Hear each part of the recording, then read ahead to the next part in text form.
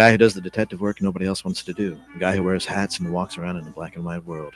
I began contemplating a more profitable line of work, like politics. We are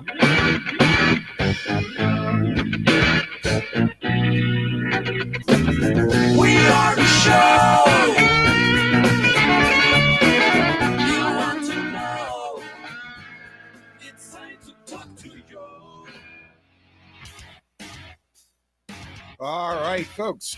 Good afternoon and welcome to the Thursday edition of the Joe Mangiacotti Show on AM 830 WCRN. Thursday already in towards the end of August. It's flying by quickly, folks. Let's do some housekeeping. Of course, you can join the conversation for the next hour at 508-871-7000. That's 508-871-7000. And we do have our text line up and running at 617-297-8388, 617-297-8388. That text like you do anything else. It appears here on the screen in the studio in real time. We try to work it into the conversation because we know not everybody can actually make the phone call. Don't forget the station does stream 24/7 on the TuneIn app. So that means you can take us anywhere. I love that feature, folks. Put on your device, your phone, your tablet, whatever, in and out of the car, shopping. It doesn't matter. You can take us anywhere. And, of course, you can tell Alexa to play WCRN, and she will do that with no questions asked. It's a great little feature there as well. I do stream the show from the, beautiful studios here in Westboro. You can do it on our Facebook page at WCRN, our YouTube channel, and on my social media platforms at Joe Mangi Show, M-E-N-G-I. And that's X and Facebook and Twitch TV and LinkedIn profile. And you can even go over to Rumble, where we do stream live to the Rumble channel, the Joe Mangiacotti Show channel on Rumble. Oh, my goodness, so many ways to listen, so many ways to watch. And the latest edition, this week's edition of the Weekly Report has dropped. And that is a weekly TV show produced by the Frontiers of Freedom Institute out of D.C. You can also watch that on my Facebook page. I posted it there. Again, also on Rumble or at ff.org. It's also aired on the AUN TV network. That's about a dozen stations from Nevada to Oregon, that part of the country. That's why you can watch it online as well. Ted A. behind the glass behind the board today. He'll get you set up and into the studio for two-way talk and conversation. Now, something I wanted to mention and talk about, but I wasn't planning on this because the news broke coming in to the studio today. Donald Trump will go on patrol tonight in D.C. So he's actually going to go out with the D.C. police, and actually, it's not clear yet. It literally just broke. He teased it earlier today, but just confirmed it in the 12 o'clock hour that he will be on the streets of D.C. tonight. Now, he's not going to be taking anyone down and slapping cuffs on, I assume, but he'll be doing a ride-along in patrolling, right? We had Vance through Union Station yesterday with a lot of hecklers and stuff, but Trump will be out there, and when I hear it's coming, baby, I actually penned an ode to Trump in the United States. So if you want to go to my Facebook page, I posted that little poem, just talking about everything from Alaska to the Oval Summit, the peace deals that are being brokered. Go check it out. Let me know what you think. 508-871-7000. But when these liberals on the far left start complaining about D.C. and, look what he's doing here, king. I want to talk about a king. What about a queen? Nancy Pelosi was Speaker of the House for like 20 years. Nobody had a problem with that. That was a ridiculous amount of concentrated power. But he's going to do the ride-along tonight. And as the commander-in-chief, as the president of the United States, he's in charge of the D.C. National Guard.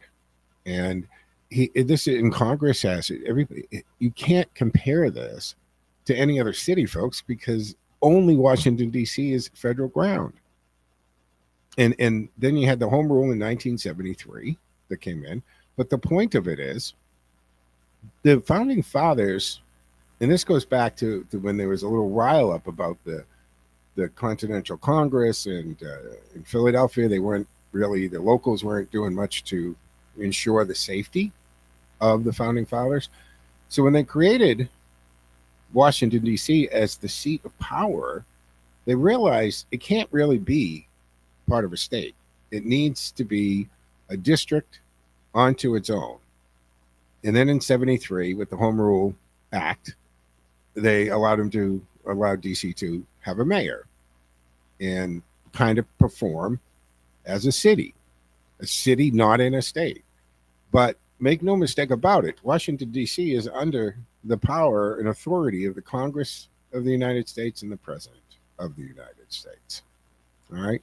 508-871-7000 to join the conversation. Line is open and available. Obviously, we got a comment on the big news out of New York, right? The appeals court just threw out, and it got up to $454 million because it was like 350 something, right? But interest and penalties. Anyway, it's at $454 million. So we're pushing $500 million in civil fraud penalty against Trump. Now, former president at the time, now current president. Now, the case started way back in 22 when Attorney General Letitia James, who ran her campaign on getting Trump.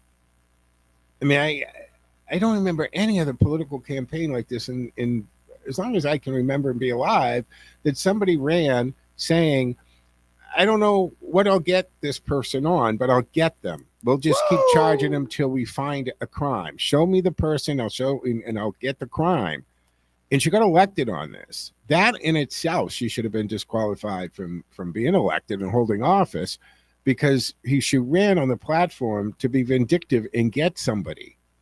And when you run on that kind of a campaign promise, is it a surprise that you bend the Constitution, you bend the law, and you just throw the legal process out the window? Of course that's going to happen when your campaign slogan is, I'll get Trump one way or the other. We'll just keep charging him with stuff. So she accused Trump and his company of inflating real estate values to get better loans and insurance deals. Oh my goodness. Kettle black calling, right? I mean, this is the woman who lied about her primary residence, the number of units in her property, and listed her father as a husband to get favorable rates and insurance deals.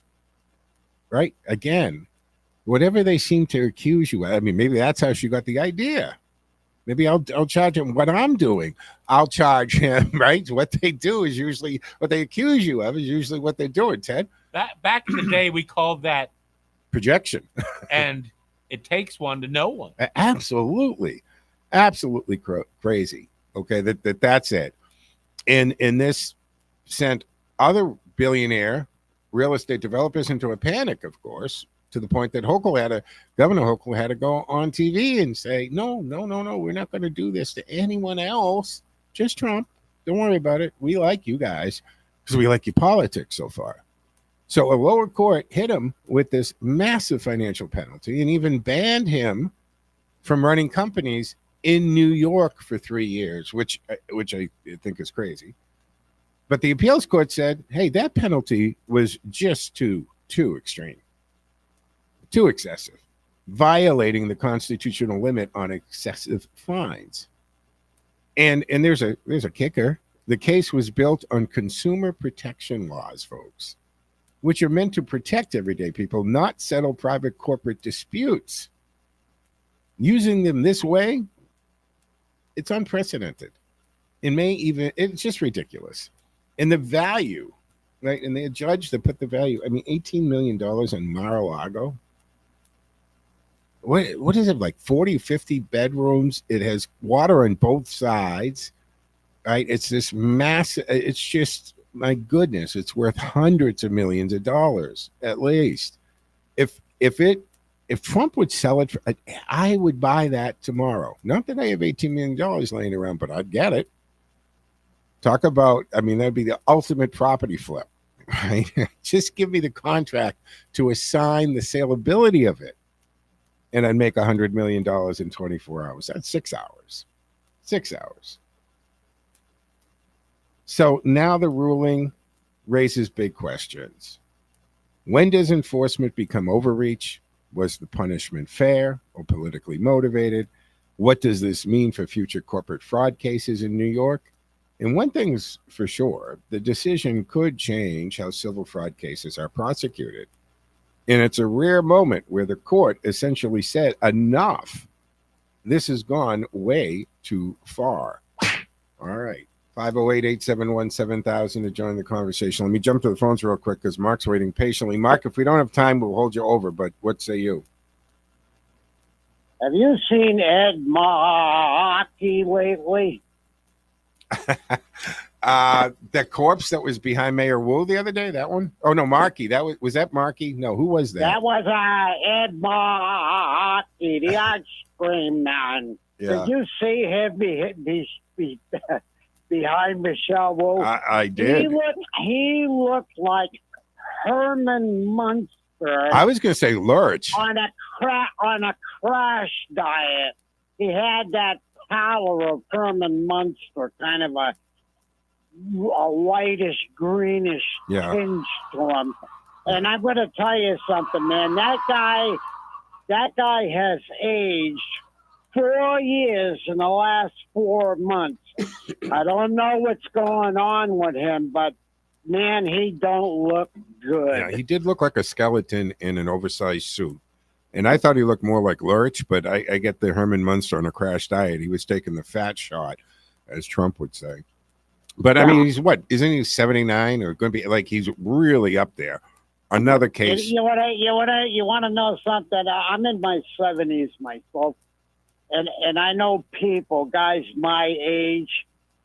I see him like I haven't seen him for 5 months, right? Big deal, 5 months, right? Yeah. I see him 5 months later, man, and this dude is like half out of it. That's how fast it can hit you. That's what I'm talking about. Wow.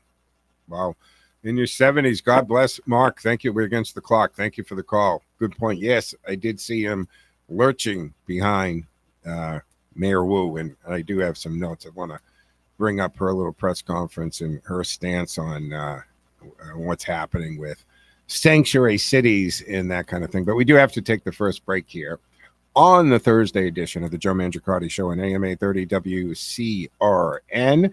Don't forget, we're streaming. We're streaming on my social media platforms, and you can go to Rumble as well. Joe Mangi Show, Mangi. 508-871-7000 to join the conversation. That's 508-871-7000. Lines are open and available. Right. Stick with exactly. Ring the bell, folks. Stick with us. We're going to be back in 2 minutes, 10 seconds. Wait for us on the other side.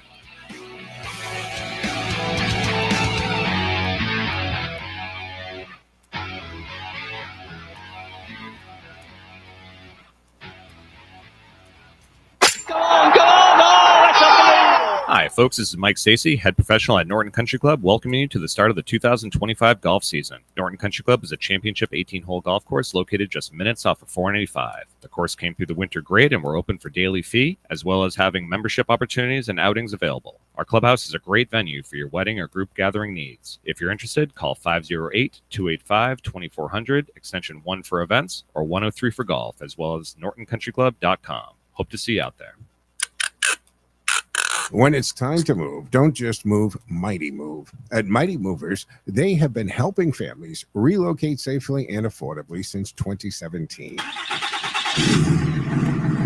Whether you're going across town or across state lines, their experienced crew brings muscle and the hustle to make your move stress-free and budget-friendly. They specialize in local and long-distance moves, from cozy apartments to big family homes. They handle it all with care, speed, and professionalism. Got a piano, gun safe, or hot tub? No problem. Their specialty moving services are designed for the heavy stuff most movers just won't touch. So why settle for basic move when you can move mighty? Call 978-793-6165 or visit mightymoversma.com, mightymoversma.com, and start your move the mighty way. Mighty Movers, moving you forward one mighty mile at a time.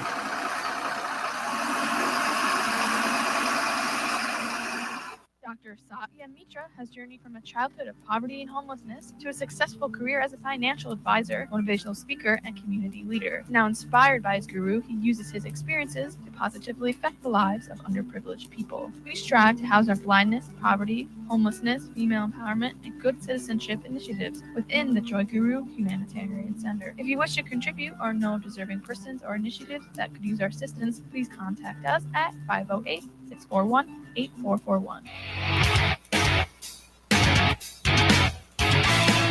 All right, folks. Welcome back to the second segment here in the Thursday edition of the Joe Mangiacotti Show on AM 830 WCRN Radio Central.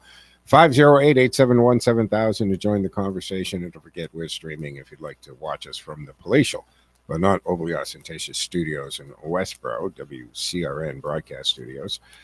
So this case here, the use of the consumer protection laws. Now that's aimed at protecting the general public from misleading practices. This was twisted in a way that has never been used before to pursue a private business civil fraud. It doesn't make any sense. This was unprecedented.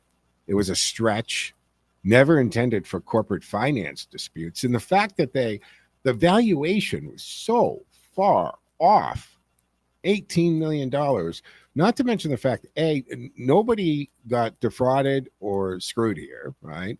The loan was paid back on to actually early with the interest, and every single one of the loan institutions involved here would loan to Donald Trump and the Trump organization over and over again. Those companies have made a lot of money. His loans, we're not talking a couple $100,000 mortgage like most of us have.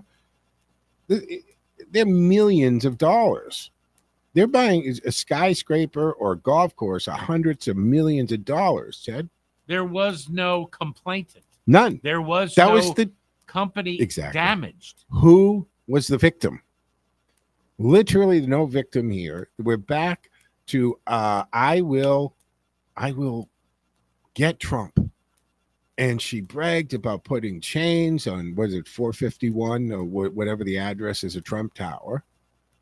Right, that she can't do business and can't. I mean, why do you think the guy is in Florida?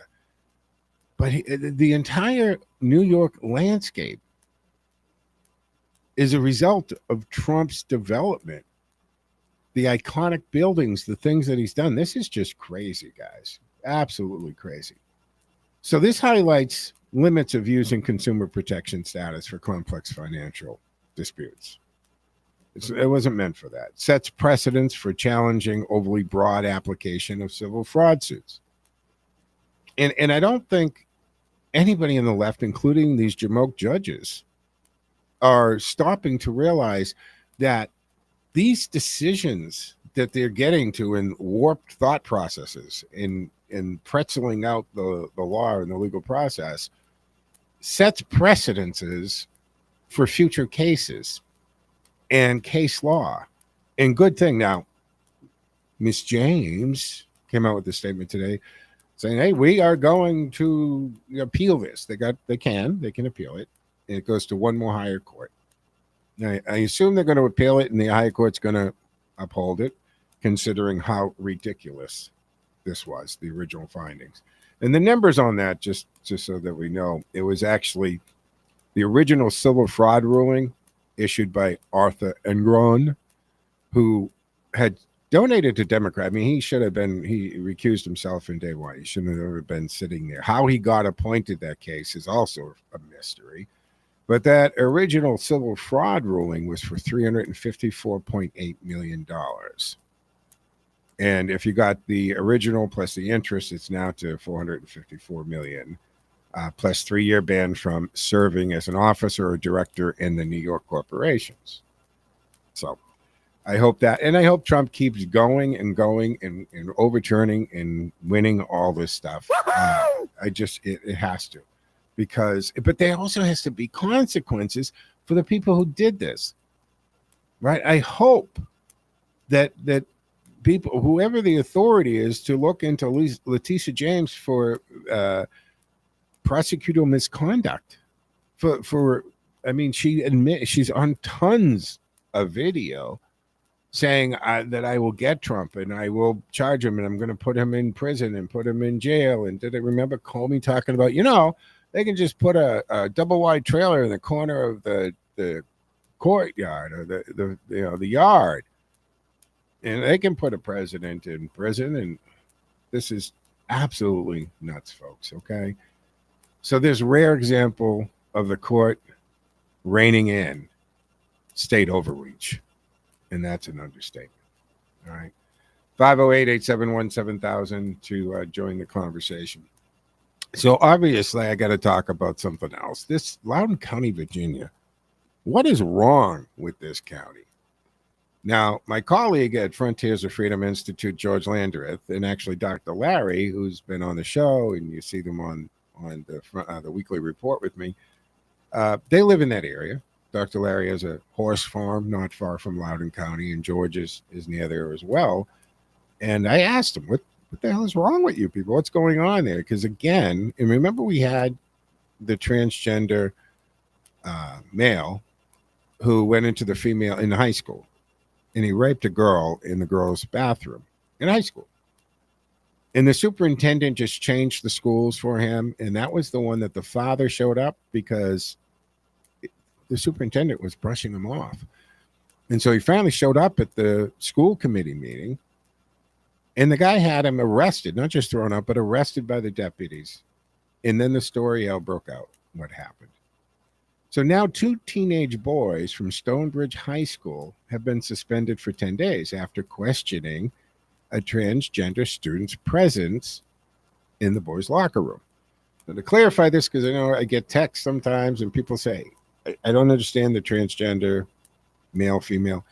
It's always the gender you use is the one transferred to. All right. So transgender female is a biological male posing as a female, vice versa. A transgender male, biological female, who's now presenting herself as a male. So that's where you put the gender. So this is a female who has trans to a male who now has gone into the male locker room. And at one point, she's videoing the comments and so forth. And it's pretty universally understood. You don't take pictures, and you certainly don't run a video camera in a locker room or a bathroom. That's a universal understanding, is it not? But the incident, captured in a video recorded by the transgender student, led to a Title IX investigation by Loudoun County Public Schools, resulting in the suspension and no contact order with the transgender student. The boys' families and Virginia Attorney General Jason Myers have criticized the decision, alleging, well, by the way, what do they call it? The lieutenant governor, right? Spears there. She got involved in this too, but they're alleging the bias and flawed disciplinary process. In this case, has of course reignited the debate over Loudoun County's public school policy 8040, which allows students to use facilities aligned with their gender identity and its implications for student rights and privileges, and not on their birth gender. But this, by the way, also broke today in the news that this suspension has been overturned because of the backlash coming out of this. And 2 male students questioned the presence of a transgender student in the boys' locker room because it's a female. And I understand that they want to live a life as a male, but that when we go the other way, that's when we have biological male, and that's the one we're usually talking about, right? Biological men in female locker rooms and bathrooms. And it's not that they've gone 100% in the surgeries and so forth. They're still autonomically the gender of their birth. In other words, that's when males with all of their genitalia intact are in these places. And now nobody really questions this, but now we have this case. Transgender male. So the teenage high school boys are uncomfortable with a female, regardless of how they want to be perceived. It's still a female in a locker room with a video camera. And the transgender student recorded the interaction and filed a complaint. I often feel like a lot of these people that they're baiting. I really think they do. There's a transgender female on social media, and I see the stuff. Have you seen this where she goes into these restaurants and waits and hopes that a poor 17-year-old waiter because regardless of what they think in their mind they look like, you can tell 99.999% of the time what their actual gender is. And for the waiter to mess up and say, no problem, sir, I'll get that, sir, and then wants a free meal or storms out. What are you going to say, Ted? Well, dysphoria is a mental condition. It's well known.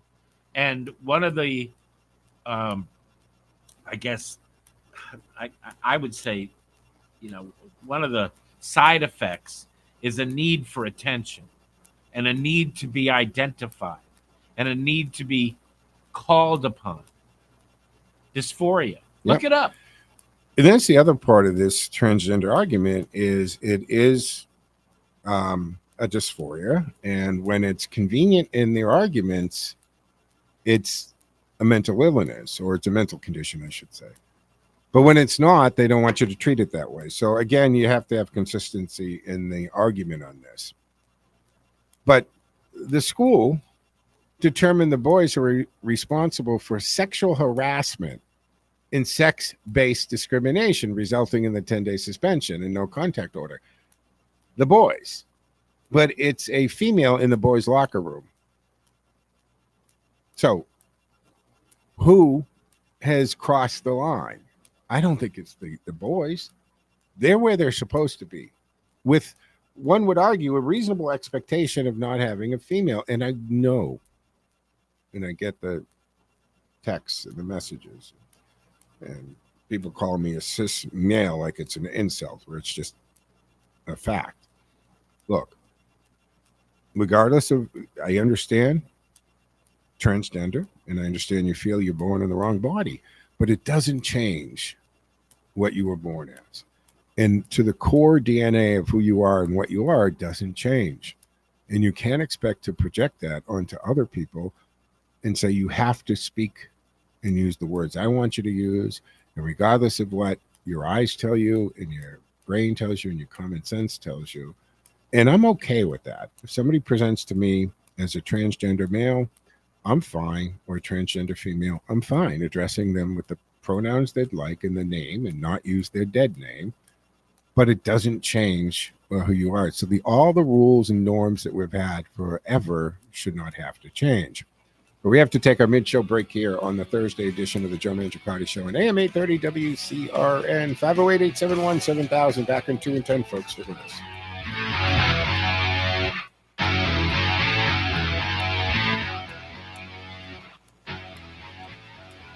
Time now for the forecast from the Boston Independence Group Weather Center. Call Jerry Doherty today at 877-772-1776. Retirement is within reach. I'm meteorologist Tucker Antico with your Boston 25 weather on Radio 830 WCRN. We feel some of the effects of Erin as we go through our Thursday and continue into Friday morning. Those effects will be greatest at our coastlines, where large waves will cause some erosion on south-facing beaches, and rip currents will be of high concern through the start of the weekend. The clouds you're seeing overhead today, those are the outer bands of Erin. They'll keep us in the upper 60s, but the sun comes out as the storm pulls away, heading through Friday. Temperatures return to the 80s. I'm meteorologist Tucker Antico, and you can hear Boston 25 live for the morning drive weekdays on Radio 830 WCRN. More live and local radio is next. Stay tuned to Radio Central 830 WCRN.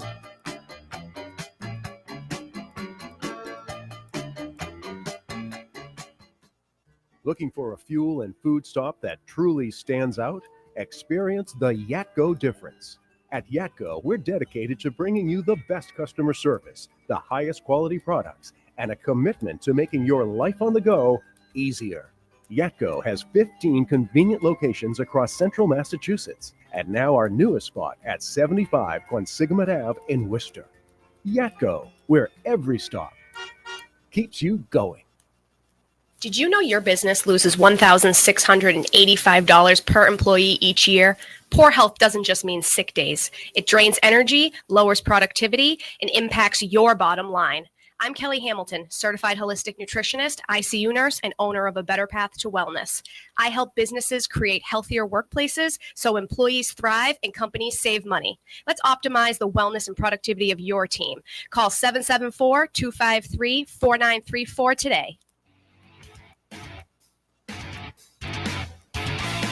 All right, folks, welcome back here to the second half of the Thursday edition of the Joe Mangiacotti Show on AM 830 WCRN. It's Thursday, so tomorrow the Carr Brothers will be in here at 1 o'clock. Tune into them. Great show. Get a lot of information, learn a lot about cars, but it's a call-in show. So if you have a car question, make your call. Or better, go visit them. You can do that as well. I actually visited one of our sponsors the other day. My phone cracked, the screen cracked, and obviously they have to replace it, which they're like $1,200 now for a phone, because they're not phones, right? They're computers that make phone calls. But I went to see Jose over at their Wireless World, and he replaced the screen. It's not just the glass. He did it in front of me, which was amazing, because he took it apart, put the new screen, LCD screen in, and reassembled it all very quickly at the counter right in front of me. And I'm so happy. And he threw in a nice out of box, real protector, so I don't smash my glass again. That's Wireless World over there on Grafton Street in Worcester. Go by there and say hi to Jose. He told me a lot of people have come in because they've heard me talk about it on the radio. 508-871-7000 to join the conversation. And we're streaming on my social media platforms as well as a Rumble. Let's go to the phones. Ken's waiting patiently. Hey, Ken, what say you? I dare say, Joe, I don't know who's having more fun and laughing more, Ted or I, but what a day it's been. Yeah. Right. and for it to break right before I come on the air that Trump's going to be on patrol tonight in the streets of D.C. I'd love to know what neighborhoods. I'm sure they won't put that out ahead of time, but that's going to be great footage. Well, he's going to go in full gear. Yeah. Just like the garbage truck man. He's going to have the hat, the whole 9 yards, the badge, got it. He's going to have the stick, everything. And instead of police, right? You know how they put police across it, or SWAT or whatever, ICE? They should have POTUS. Just put POTUS across the flak jacket, No, it's good. Didn't Nixon deputize Elvis one night? Elvis just showed up at the White House in the early 70s, and I don't know, what was the agency? Was it I think it was DEA. He gave him a DEA badge, deputized him as a DEA agent, because Elvis was all upset about the drugs in the early 70s. If he had lived longer, boy, would he imagine him seeing the 80s. I'd rather have him wear a sign that says National Guard. True, he is the commander, yeah, but he's also technically in charge of the police. But I think POTUS would be a funny thing. It would be great optics, right? Great picture to have, right? The dump truck, and then when he went to McDonald's, he had his classic red, white shirt, red tie, and then he had the black and red apron thing. The guy is very good at this, and he did his official presidential TikTok a couple days ago. We didn't get a chance to talk about that, but he launched this president's TikTok account. He did it as candidate Trump and did very well on TikTok with that. I mean, whether it was really Barron's idea to do all this or what have it, I think it was kind of Barron's buddy who guided him a lot in this on the social media, because he gained a lot of ground with the 20-something-year-olds. But Joe, that's not the story that got me going. That's Sure. the cherry on top of the sundae. No, the one that got me going was just James, because I have a new saying. We can eliminate the old saying that, you had to look around and, people wouldn't like if I said this because it's kind of a swear word. Pay back the tish. Yeah. Yeah. No, and the irony here, Ken, what she's tried to, what she charged and initially successful, she now is facing those same things, right? She had the Virginia property, and I've been a mortgage broker. I've sold real estate for many, many years. When you do these applications and you declare a property as your primary residence, it absolutely changes the mortgage underwriting, the rate that you're given if you're owner occupied versus non-owner occupied. So she lied, and this is while she's the attorney general of another state. She's claiming a house in another state, Virginia, is her primary residence. Isn't it a felony? It's absolutely, it's mortgage fraud. And then the other place in the Bronx, I think it was, right? She's saying it was a 4 unit when it's actually a 5 unit, because 5, right, 1 to 4, an owner occupied is treated more as a residential, and again, favorable mortgages. Once you cross over to that 5th unit, now it's more of a commercial building. It changes your financing, it changes your insurance, it changes your underwriting. So she's lied multiple times, allegedly now, on all these mortgage things. So she's out here trying to get Trump on a thing where there's no victim, no complainant, and everybody involved would happily do it again. But yet she's committing similar type crimes all over the place. She Wait a minute, needs he to didn't have. commit a crime, Joe. What are you talking about? Similar type. She's the only one that's the criminal. That's what I'm saying. There's no victim. When this was all happening, what is the crime? And when you talk to liberal New Yorkers, and they're so excited about this awarding, right, back in that day 3 years ago. Actually, it was awarded in early 24. They're like, yeah, okay. Again, that man on the street thing, like Jesse Waters sends out Johnny, whoever. What's the crime? I don't know, but he did it. Yeah, but what's the crime? Who was the victim? Who lost money? Right? What's the punitive here? No, couldn't do it. I hope that karma does come back, because this woman was so wrong in running under the complete promise of getting Trump, period. I don't care on what or how, but I want to throw change on the front doors of Trump Tower, right? Not caring about how many hundreds of tenants are in those buildings, both residential and businesses renting in those properties. It's crazy. But Joe, she hadn't been committing the crime all that long, has she? Let's see, over 30 years. It's crazy. So now we know who Saka Schiff learned his stunt from. He did the same thing. Yeah. And that's the thing, right? Because all of a sudden now you've got people, because of the change in the administration, who are now looking and saying, well, wait a minute, let's look at these mortgages. All right, you want to look at the mortgages? Because Trump's was pretty okay. Everything was, T's were crossed and I's were dotted. Now he's doing the same thing, right? Primary residence outside of the state. He's in Congress from California, and he's not listing California. I mean, this is rhetorical, but doesn't that automatically make you ineligible to run for the office that you're holding, and therefore shouldn't you have to be removed and disqualified from holding that office if that's not your primary residence? But Joe, why would you say that? Why, the new freshman California senator? Why, she doesn't live in California. She's been in Maryland before she was nominated. Yeah. They never stop. It never does. It's crazy. It really is, folks. It's crazy. But I hope Letitia James has to answer for her crimes, her alleged crimes. She needs her day in court, right? They have to lay it out. But hers is a lot more cut and dry, is it not? Now, here's the mortgage application. Here you signed to the pains and penalties of perjury that this is your primary residence. I want a perp shot. So, yeah, let's get a mugshot for her. I think Trump would put that in the Oval, too. Have you heard the latest on her case? No, what's up? Do you know who has the case? Well, no, who has the case? Do you remember the guy who was going to be the D.C. attorney? That what's her name from that's been on Fox for so long, took his place? No, I can't remember the name. But anyway, this guy had the job, right? In the Senate, including the wouldn't confirm him. They didn't confirm him, but he got he got a job within the DOJ, and he picked up her case, and he's already warning her if she doesn't step aside, bad things are going to happen, Tish.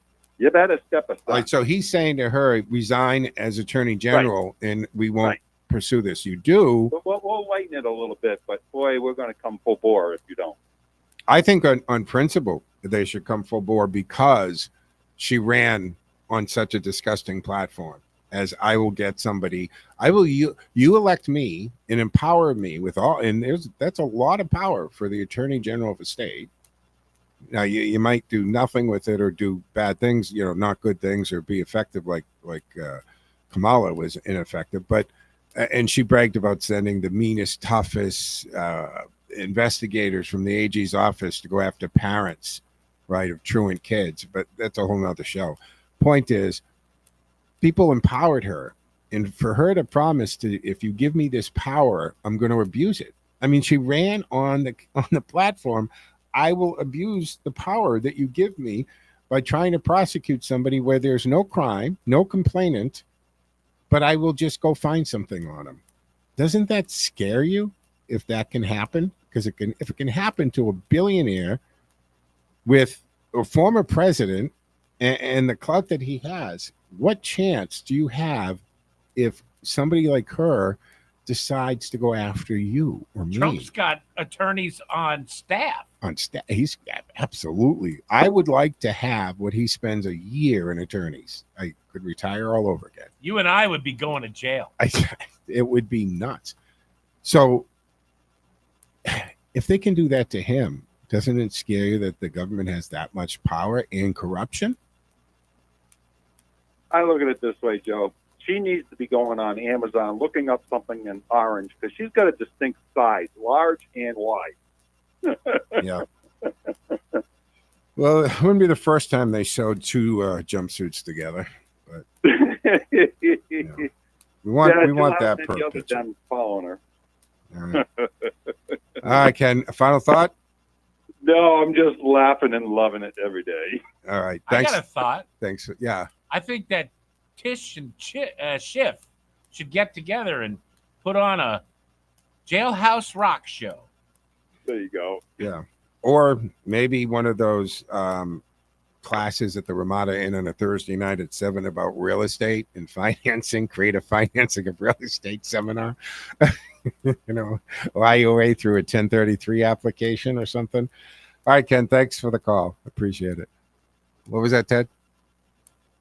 I said it would be a how-to. That's yeah, how-to. Yeah, and they could show you, man. They got the documents. All right, we're going to take a third final break here on the Thursday edition of the Joe Mangiacotti Show on AM 830 WCRN. Stick with us, folks. Back in 2 and 10.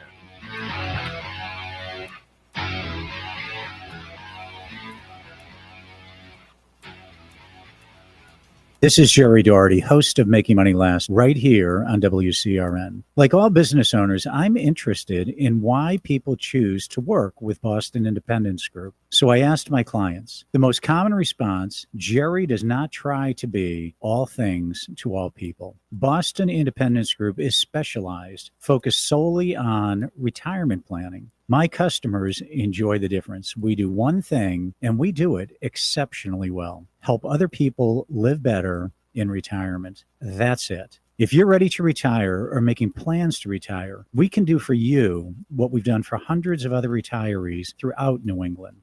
Live better in retirement. Just give me a call. I'll show you how. My toll-free number is 877-772-1776. Again, that number is 877-772-1776. And you can visit us on the web at bostonindependencegroup.com. bostonindependencegroup.com. What if your body already knows how to heal? It just needs the right support to do it. Bioregulatory medicine is a total body and mind approach to health that works with your body, not against it. It's a safe, gentle, drug-free, and proven medical model that supports your natural ability to regulate, adapt, regenerate, and heal without side effects. Whether you're seeking to restore health or prevent illness, bioregulatory medicine offers a smarter path forward. Take control of your health with knowledge. Visit brmi.online, home of the Bioregulatory Medicine Institute, a nonprofit global leader offering a powerful free library of trusted resources, articles, podcasts, videos, and more, all at your fingertips. Visit brmi.online. That's brmi.online. All right, folks. Welcome back to the fourth and final segment on the Thursday afternoon edition of the Joe Mangiacotti Show on AM 830 WCRN Radio Central. You can join the conversation for the remaining time we have here together at 508-871-7000. 508-871-7000. Let me check the text line. No new texts, but you can do that at 617-297-8388. 617-297-8388. All right, a couple other things I want to hit before I have to wrap up today. So remember this just absolute cluster out in Colorado. So earlier this week, and you probably caught it, federal authorities indicted 30 members of the Venezuelan gang Transgender in Aurora, Colorado. Following a multi-agency investigation, it uncovered nearly 70 firearms linked to this group. And this comes about a year after Aurora City Councilwoman Danielle Jerninsky, right, first sounded the alarm. Man, did they go after her about the gang operating openly in an apartment complex, or plexes actually, multiple places, warning that it was initially, they dismissed it, right? Local and state leaders. Don't worry, nothing to see here. This is the one where Vance was in the interview and Martha, I forget, oh, it's only a handful. And you could see Vance go, like, just, if there were those air bubbles above his head, it would have been like all those asterisk things, like, what the hell, lady? Seriously, you're okay with just a handful, a foreign gang on American soil terrifying American citizens in their homes, and you're okay with this? Do you hear yourself? Yeah, that's what he said. Do you hear yourself? Good for him, man. Martha, hang it up. You have absolutely, who was it? What, somebody can text me your last name. I can't remember who it is, but she's done. Jerninsky had called the indictments vindication, right? Because she tried to say, guys, this is happening, and they shut her up.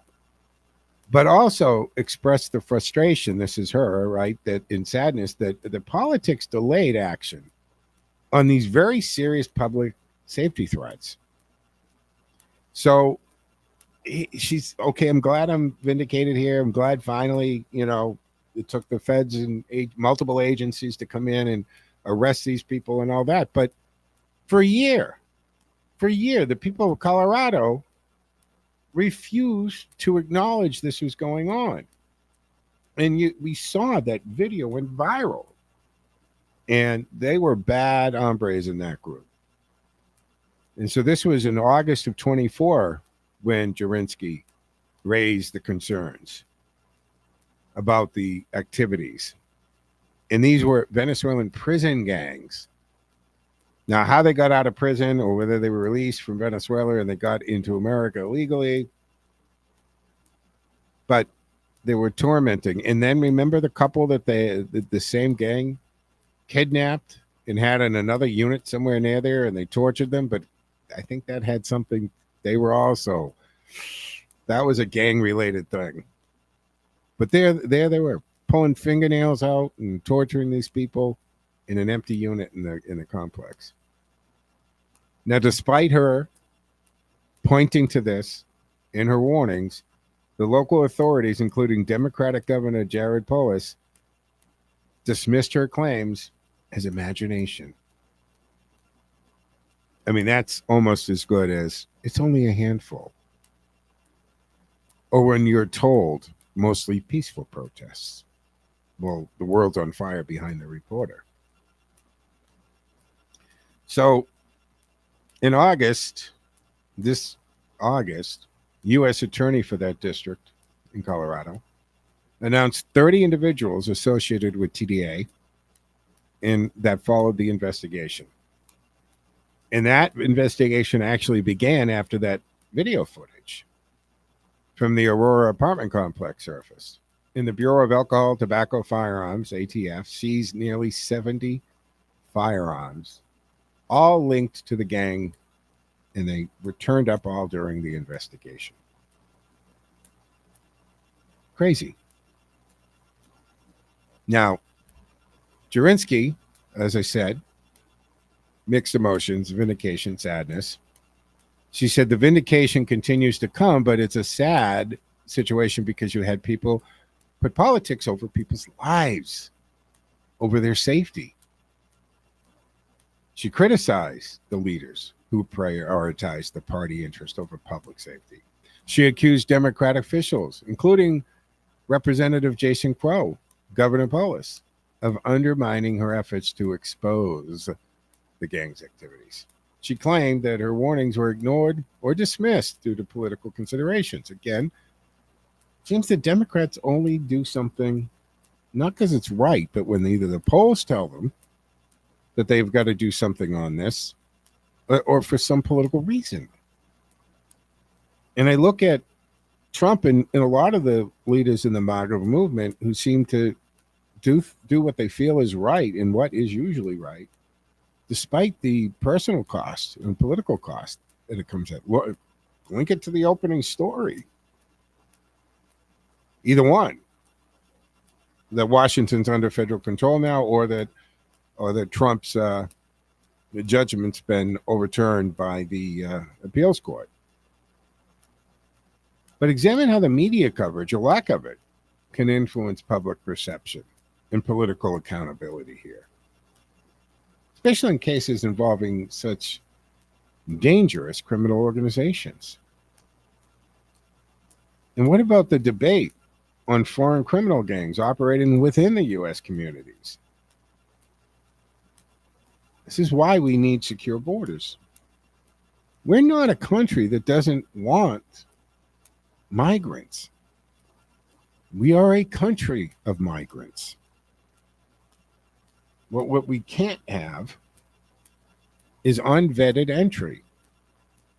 It just can't happen. We cannot have open borders. We end up with this craziness. So I want to go to the Boston or Massachusetts because Maura Healey's up here too. I mean, we've got Michelle Wu. She delivered that speech at the rally the other day, criticizing Attorney General Pam Bondi, ICE, Trump, MAGA movement, because of the stance on sanctuary cities, which I still maintain, folks, that's not a thing. Please show me the mechanism other than a delusional city council deciding to vote on something that there's actually no official mechanism to vote on, just declaring that you're a sanctuary city. You don't get to pick and choose the laws that you get to follow or that can be enforced. Doesn't happen. So it's delusional. It's a transgender city, or a trans city, I should say. They're transing from a law-abiding, normal city to whatever the heck it is that they think they are. Wu accused the administration of using cities like Boston as scapegoats. Get this, to divert attention from its own failures.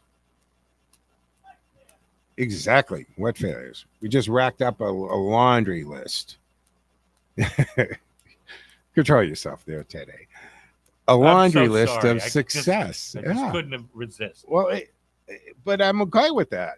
What failures are you? And why doesn't somebody in the media go, excuse me, Mayor, could you articulate the failures into which you speak? In other words, what the hell are you talking about? What failures are we talking about? She emphasized Boston's historical role in American democracy. No question about it. Boston Tea Party. Look at that. Referring to events like the Revolutionary War, the founding of the first public school and park to assert the city's commitment to the rule of law.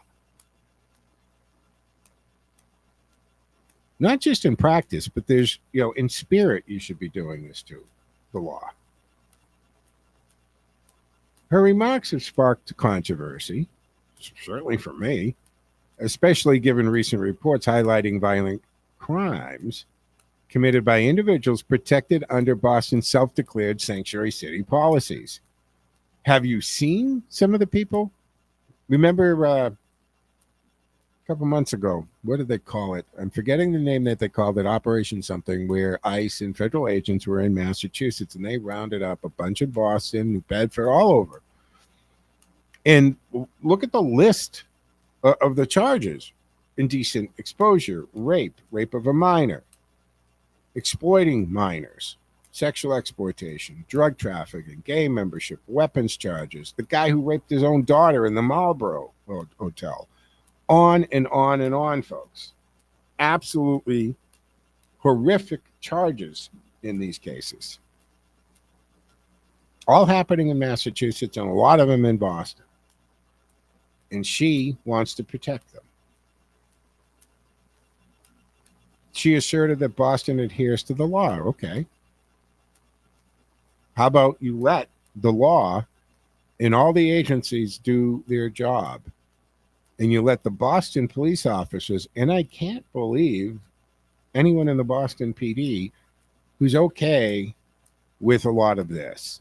There's probably some ambitious political hacks in there that will do the go along to get along thing. But you can't tell me that a cop that's a cop for cop's sake is okay with allowing the most disgusting criminals around to roam the streets. You can't tell me that every cop is okay with ignoring ICE detention orders. You can't. I don't believe it. I hope not. That would be a sad, sad day if that's the case. She calls Boston a beacon of democracy and a rule of law. Then act that way, man. And reports have revealed that individuals protected under Boston's again self-proclaimed sanctuary policies have been involved in these serious crimes, folks. Very serious crimes. And Wu's focus on national politics detracts her from addressing local safety concerns. It's that simple. That her rhetoric is more about political posture than well-being of Boston residents. It's just the way it is. Folks, we're going to wrap up the Thursday edition of the Joe Mangiacotti Show on AM 830 WCRN. Thank you for stopping by Thursday. That does it for me for the week. Cowboys in tomorrow at 1 o'clock. Frankie Boy is up next. Great information on her show all the time. Tune into that. Follow me on my social media platforms at Joe Mangi Show, MANGI, and check out the weekly report. You can find it on my Facebook page. All right, folks, that does it for me. Joe, out.